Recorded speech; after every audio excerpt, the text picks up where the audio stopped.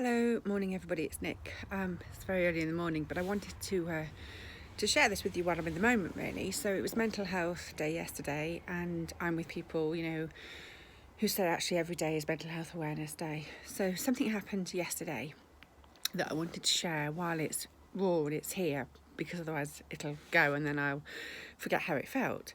But it's to do with how it feels when you don't feel so great about yourself, when you get anxious, and when you perhaps tell yourself a story that's not true. So one of the things I think, definitely for me, about mental health, or the state of my mental health, is that sometimes it's easy for us to, as fellow human beings, understand when somebody's had a significant trauma. But the thing about mental health is sometimes it's really quite difficult to understand why you're feeling down or anxious. Number one, you don't always have the words. And number two, there doesn't have to have been a massive trigger. Sometimes it's just the really small things that connect or trigger something else.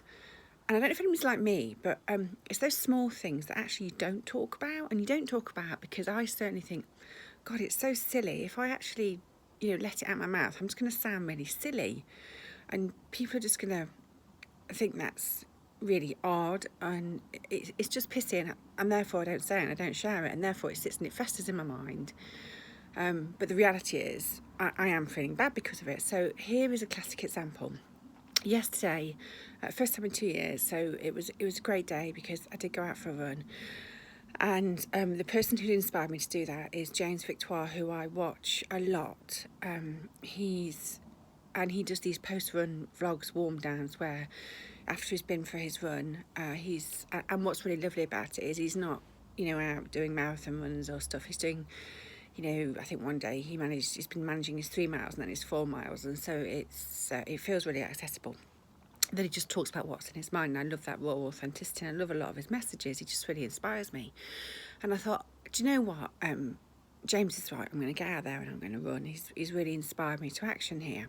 And I did a bit of a vlog and stuff about it yesterday because I thought, if he's inspired me, I want to pass that on and it might inspire somebody else.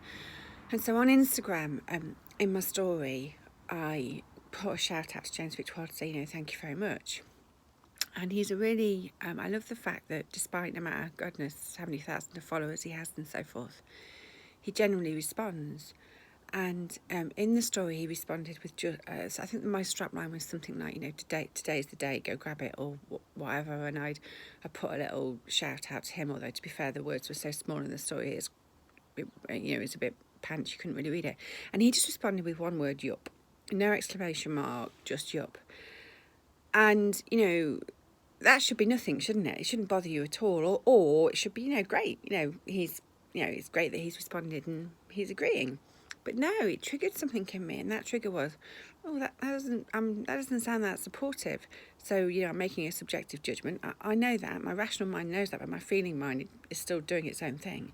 And I'm thinking, maybe he's getting sick of me giving him call-outs. Maybe he wants to kind of be left alone. Maybe he thinks I'm a pain in the arse. Maybe I shouldn't mention him anymore. Maybe he doesn't think it's such a great story. Maybe he thinks I'm a bit of a narcissist because I'm talking about myself all the time. Can you see it? Can you see the whole dialogue going on in my head over this one tiny remark from somebody who responded to a story with yup? That was it. And then there's this whole narrative in my head that I've constructed by that. I don't really understand why that is. I don't really understand why that has triggered so many, kind of negative and not so feel, no, I don't feel great. I don't feel great. And I went to bed thinking about it, and I've got up this morning still thinking about it. And I can't apply rationale to it, and I don't understand why it's hit these triggers. But I wanted to share it because I suspect if I feel like this, if I have these days where I get anxious about these small things, these things that I can't necessarily explain, but they just sit with me and they make me feel, oh, gosh, I'm not good enough, I'm being a pain in the arse, I shouldn't give him too many call-outs. This whole narrative. Then maybe other people have it, and maybe other people feel that they're too pissy and small to talk about. And maybe that's part of where we're missing a trick on mental health. It's not the big stuff. It's not the big stuff that, we put out there that maybe we feel is more acceptable, but it is this narrative, and it's these small triggers that are really difficult to understand. So if somebody says to me, but why do you feel like that? Why has it made you feel like that? I genuinely don't know. And maybe I will know in a couple of days when I've thought it through. But right now I'm just thinking, crikey, I've got this role model. Maybe I'm too dependent on him as a role model. You see how I'm trying to rationalise it all the time, and it's, God, it goes round and round in your head. Why has it had such a negative impact on me? This poor, wonderful guy who's taken the time to respond to my story with a simple yup. Why has it kicked off these triggers? I don't know the answer, and and don't worry, I'm not expecting anybody else to know the answers. The point of doing this vlog is to say, I think it's the small things. I think it's the things that we think are silly and that we don't want to share and we don't want to mention because we think we might sound silly and people just won't get it. That actually, they all make up, those small things can add up. And I think they all contribute to your mental well-being and how you're feeling and your anxiety. And maybe that's what living with anxiety and paranoia and a bit of being neurotic and, I don't know, whatever labels we want to give it, feels like. And that's why I'm doing this in the moment, so that it might make somebody else go, I'm not alone. And it might make me feel like I'm not alone. Self-therapy as always. Yes, I just wanted to share that. Take care. Bye.